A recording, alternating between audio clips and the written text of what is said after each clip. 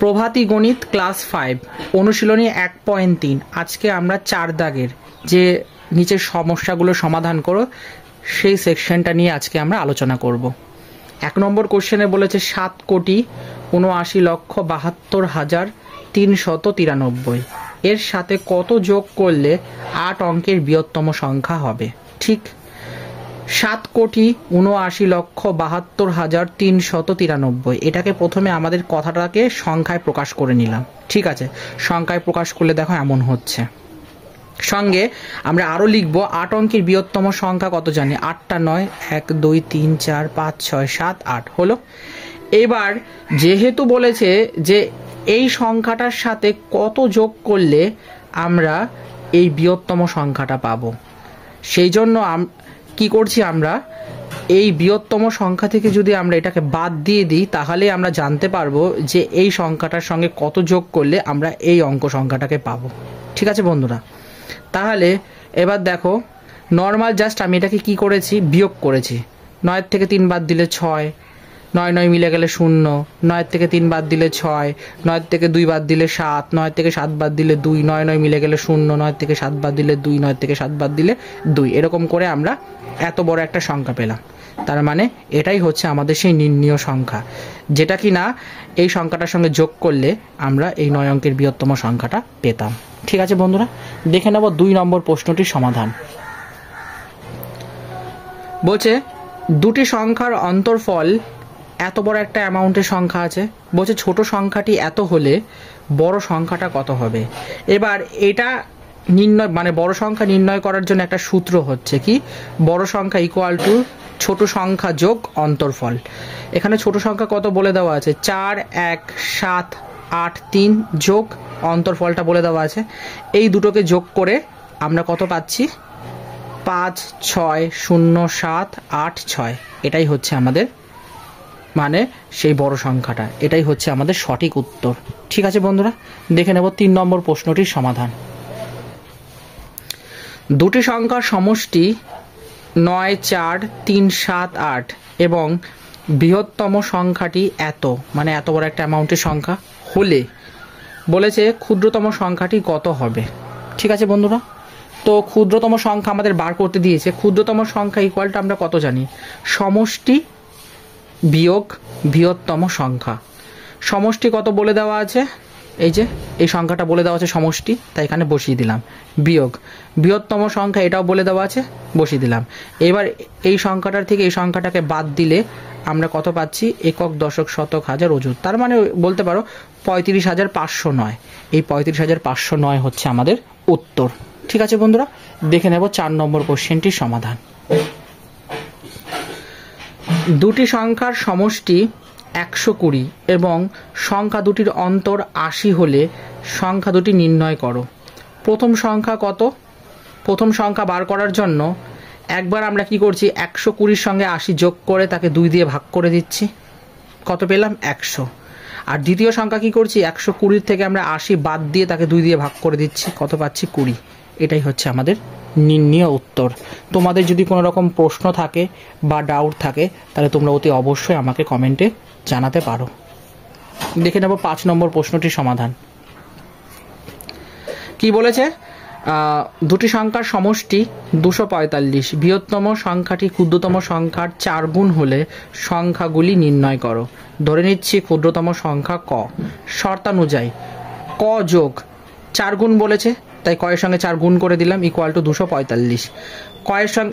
কয়ের সাথে 4 ক যোগ করলে কত হচ্ছে, 5 ক, ইকুয়াল টু 245। ক ইকুয়াল টু কত হচ্ছে, 245/5, কত হচ্ছে 49। ঠিক, ক্ষুদ্রতম সংখ্যাতে আমরা 49 পেলাম। এর বৃহত্তম সংখ্যা জানতে মানে বৃহত্তম সংখ্যা আমাদের বার করতে হবে, তাই 4 কয়ের সাথে যখন আমরা কত 49 গুণ করছি, তার মানে 4 গুণিত 49 কত হচ্ছে 196। 196 হচ্ছে আমাদের সঠিক উত্তর। ঠিক আছে বন্ধুরা, কারণ আমাদের দুটো সংখ্যা নির্ণয় করতে দিয়েছিল, এটা হলো প্রথম সংখ্যা, এটা হচ্ছে দ্বিতীয় সংখ্যা। ঠিক আছে বন্ধুরা, দেখে নেব 6 নম্বর প্রশ্নটির সমাধান। সংখ্যার সমষ্টি 7416, সংখ্যা দুটি সমান হলে সংখ্যা দুটি কি হবে। দুটি সংখ্যার সমষ্টি ৭৪১৬ এটা বলে দেওয়া আছে এবং সংখ্যা দুটি সমান এটাও বলে দিয়েছে। ধরে নিচ্ছি সংখ্যা দুটি ক যোগ ক, ঠিক আছে, ইকুয়াল টু ৭৪১৬। ক যোগ করলে 2ক ইকুয়াল টু ৭৪১৬।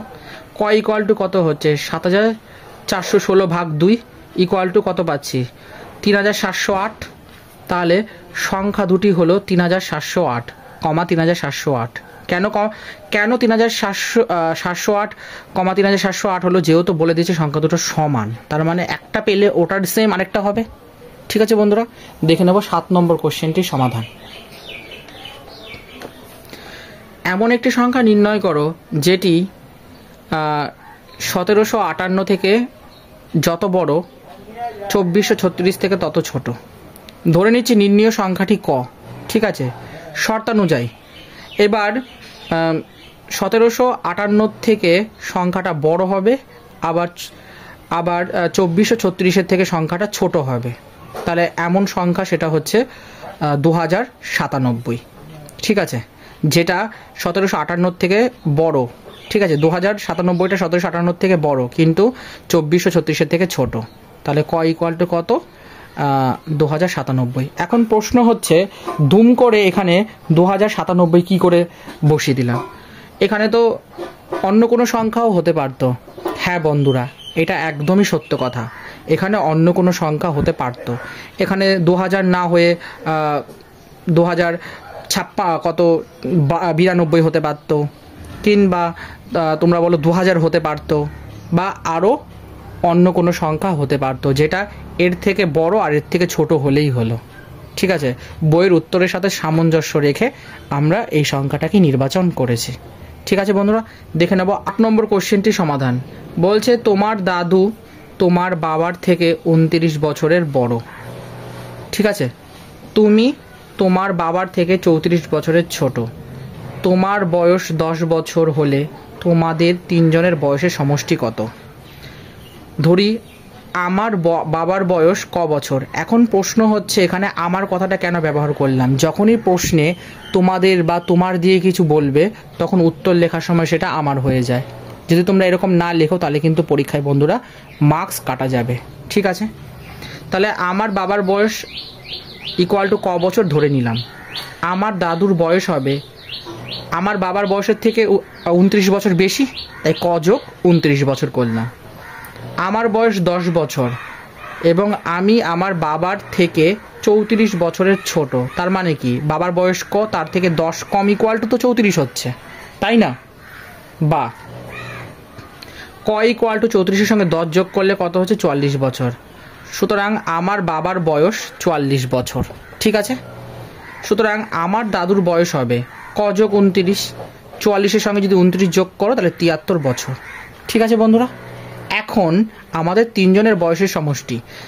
প্রথমে দাদুর বয়স 73 বছর, বাবার বয়স 44 বছর, আমার বয়স 10 বছর, টোটাল কত হচ্ছে 127 বছর। এটাই হচ্ছে আমাদের সঠিক উত্তর। ঠিক আছে বন্ধুরা, দেখে নেব 9 নম্বর প্রশ্নটির সমাধান। নাট, বল্টু, রেঞ্জ ও ভ্যাবলাই 4 জন মিলে হরিদার দোকানে কচুরি খেতে গেল। তারা 4 জন মিলে মোট 40টি কচুরি খেলো। রেঞ্জ যতগুলি কচুরি খেলো ভ্যাবলাই তার থেকে 4টি কম ও বল্টু তার থেকে 5টা বেশি কচুরি খেলো। রেঞ্জ যদি 8টি কচুরি খেয়ে থাকে তবে নাট মোট কতগুলি কচুরি খেয়েছিল? ঠিক আছে বন্ধুরা, তো রেঞ্জ মোট 8টি কচুরি খেলো, এটা প্রদত্ত মানে বলে দেওয়া আছে প্রশ্নতে। ভ্যাবলাই রেঞ্জের থেকে 4টি কম কচুরি খেলো, অর্থাৎ ভ্যাবলাই ইকুয়াল টু 8 মাইনাস 4 সমান সমান কত হলো 4টি। সুতরাং বল্টু রেঞ্জের থেকে 5টি বেশি কচুরি খেলো, এখানে কচুরি হবে, সরি এটা ক কচুরি খেলো, অর্থাৎ বল্টু 8 প্লাস 5 সমান 13টি বেশি খেলো। সুতরাং রেঞ্জ, ভ্যাবলাই, বল্টু ও নাট তিনজনে মোট 40টা কচুরি খেয়েছিল, তাই সমান হলো। আশা করি বুঝতে পেরেছো বন্ধুরা। রেঞ্জের কচুরি পেয়েছি কত আমরা 8টা। ঠিক আছে বন্ধুরা, যেহেতু বলে দেওয়া ছিল কোশ্চেনে।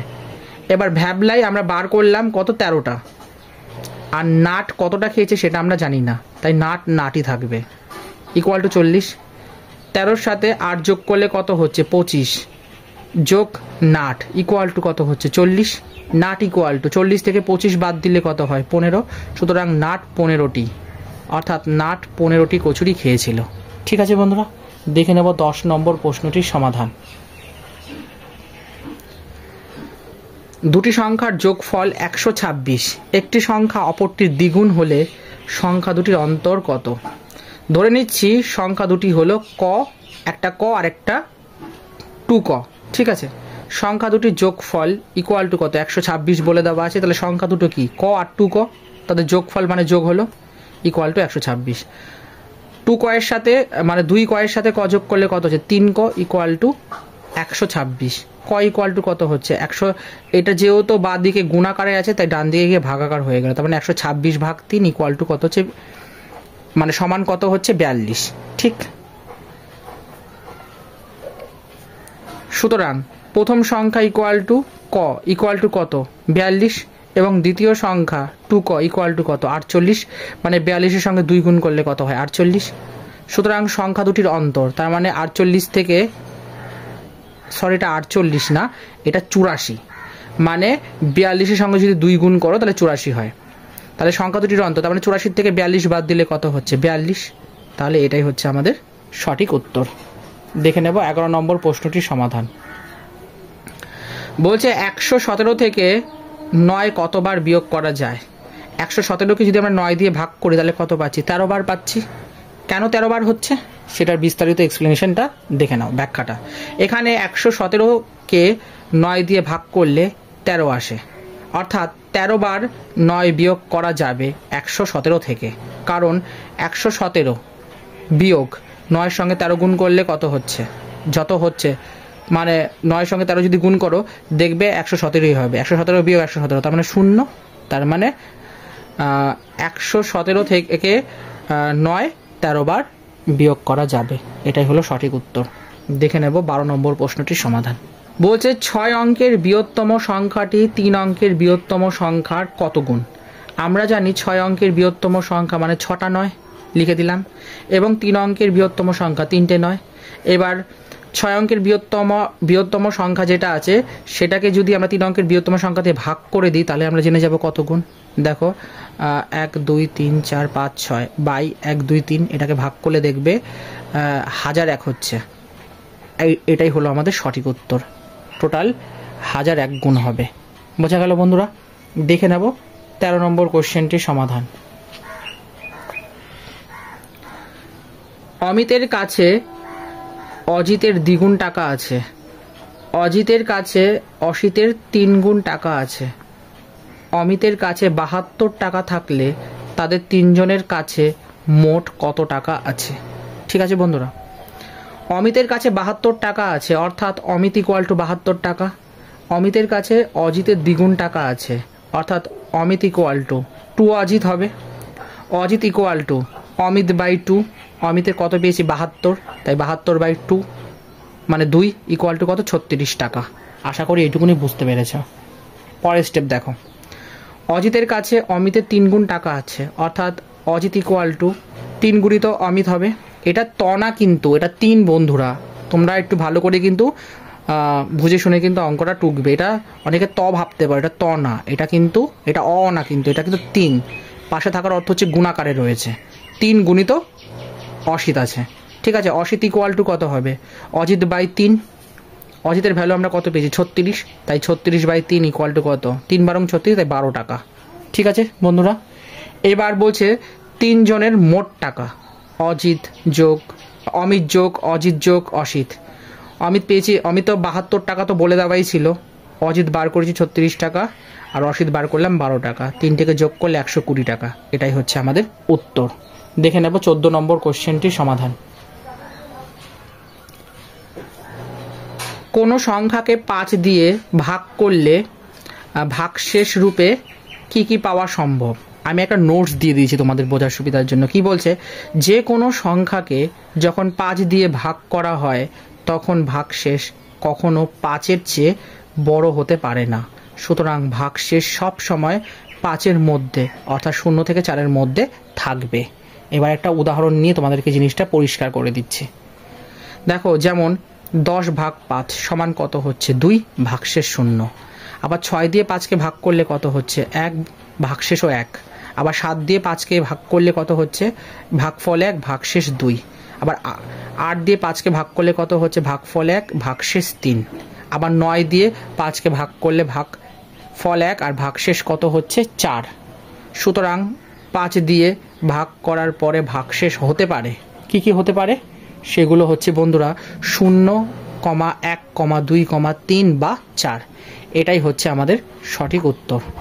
ঠিক আছে বন্ধুরা, তাহলে আজকের এই ক্লাসে এত পর্যন্ত থাক। পরবর্তী ক্লাসে আমরা বাকি যে অঙ্কগুলো রইল সে অঙ্কগুলো নিয়ে ধাপে ধাপে সমাধান দেখব। তোমাদের কাছে আমার একটা অনুরোধ রইল, যদি আজকের এই ক্লাসটা তোমাদের ভালো লাগে সেশনটা, তাহলে অতি অবশ্যই ক্লাসটাকে একটা লাইক দিয়ে দিও। আর আমার করা অঙ্ক নিয়ে তোমাদের যদি কোনো রকম প্রশ্ন থাকে তাহলে তোমরা অতি অবশ্যই আমাকে কমেন্টে জানাতে পারো। আর প্রভাতী গণিত বইয়ের অনুশীলনীগুলোর প্রতিনিয়ত সমাধান পেতে চ্যানেলটাকে সাবস্ক্রাইব করে পাশে থাকো। ঠিক আছে বন্ধুরা, আর এতদিন পর্যন্ত আমি যতগুলো অঙ্ক করিয়েছি সে অঙ্কগুলো আশা করি তোমাদের এতদিনে ফেয়ার হয়ে গেছে। সে অঙ্কগুলোকে তোমরা ভালো করে ফেয়ার করে তারপরে অঙ্কগুলোকে প্র্যাকটিস করো আর বুঝে বুঝে ফেয়ার করবে। যদি কোনো রকম ডাউট আসে তাহলে তোমরা অতি অবশ্যই আমাকে কমেন্টে জানাবে। ঠিক আছে বন্ধুরা, যতটা সহজ আর যতটা কি বলবো মানে ইজি আর মানে যতটা সহজ সরল ভাষায় আর কি অঙ্কগুলোকে রিপ্রেজেন্ট করা যায়, আমি ততটাই সহজ সরল ভাষায় অঙ্কগুলোকে তোমাদেরকে করিয়ে দিচ্ছি। আর আমি যতগুলো অঙ্ক করিয়েছি তার মধ্যে ম্যাক্সিমাম অঙ্কগুলো কিন্তু ভেরি ভেরি ইম্পর্টেন্ট। যেমন দেখবে দুটি সংখ্যা নির্ণয় করতে দেয়, বা দুটি সংখ্যার অন্তরফল কত, বা যে অঙ্কগুলো প্রথমের দিকে করালাম আর মাঝখানে আর শেষের দিকে, এই অঙ্কগুলো কিন্তু ভেরি ভেরি ইম্পর্টেন্ট। এগুলো ভালো করে কিন্তু প্র্যাকটিস করতে হবে, না হলে কিন্তু পরীক্ষায় তোমরা করতে পারবে না। ক্লাস 5টাকে ভালো করে শেখো, ভালো করে বোঝো, তাহলে ক্লাস 6-এ কিন্তু কোনো রকম অসুবিধা হবে না। না হলে ক্লাস 5টা যদি ঠিকঠাক করে তোমরা না শেখো, না বোঝো, তাহলে ক্লাস 6-এ যখনই তোমরা অঙ্ক করতে যাবে তখন কিন্তু তোমাদের অসুবিধার মধ্যে কিন্তু পড়তে হতে পারে। তখন তোমাদের জায়গায় জায়গায় সমস্যা হবে। অবশ্য তোমাদের আরেকটা খুশির খবর দিয়ে রাখি, কারণ আমাদের এই চ্যানেলে খুব শীঘ্রই আমরা ক্লাস 6-এর প্রভাতী গণিত বইয়ের সমাধান নিয়ে আসতে চলেছি। অর্থাৎ ক্লাস 5 স্টুডেন্টদের জন্য এটা একটা ভালো প্লাস পয়েন্ট। যারা আগে থেকেই চ্যানেলটাকে সাবস্ক্রাইব করে রেখেছো তারা ক্লাস 6-এর যখন উঠবে তখন তোমাদের কোনো রকম অসুবিধা হবে না, কারণ ক্লাস 6-এর প্রভাতী গণিত বইয়ের অনুশীলনীগুলোর সমাধান তোমরা এই চ্যানেল থেকেই পেয়ে যাবে। আবার যারা ক্লাস 6-এ উঠবে তারা ক্লাস 7-এর অঙ্ক এই চ্যানেল থেকেই পেয়ে যাবে। আবার যারা ক্লাস 7-এ আছে তারাও ক্লাস 8-এর অঙ্ক এই চ্যানেল থেকে পেয়ে যাবে। খালি 9 আর 10টা বাকি আছে। যদি 9 আর 10-এর ছাত্রছাত্রী বন্ধুদের কমেন্ট পাই, তাদের যদি রিকোয়েস্ট আসে, তাহলে ক্লাস 9-এর অঙ্ক আর ক্লাস 10-এর অঙ্ক আমরা খুব শীঘ্রই এখানে আপডেট করে দেব, কিন্তু কমেন্ট পেলে তাদের চাহিদা রিকোয়ারমেন্ট মতো। আপাতত এই 4টি ক্লাসের রিকোয়েস্ট এসছে, তাই এই 4টি ক্লাসকেই আমরা আপাতত ব্যালেন্স করার চেষ্টা করছি, যাতে ক্লাস 5, 6, 7, 8 এই 4টি ক্লাস তোমরা উপকৃত হতে পারো। ঠিক আছে বন্ধুরা, তাহলে আজকের মতো আমি এখানেই বিদায় নিলাম। তোমরা সকলে ভালো থেকো। তোমাদের যদি কোনো রকম ডাউট হয় তাহলে তোমরা অতি অবশ্যই আমি কমেন্টে জানিও। তাহলে তোমরা সবাই ভালো থেকো বন্ধুরা। চলো টাটা।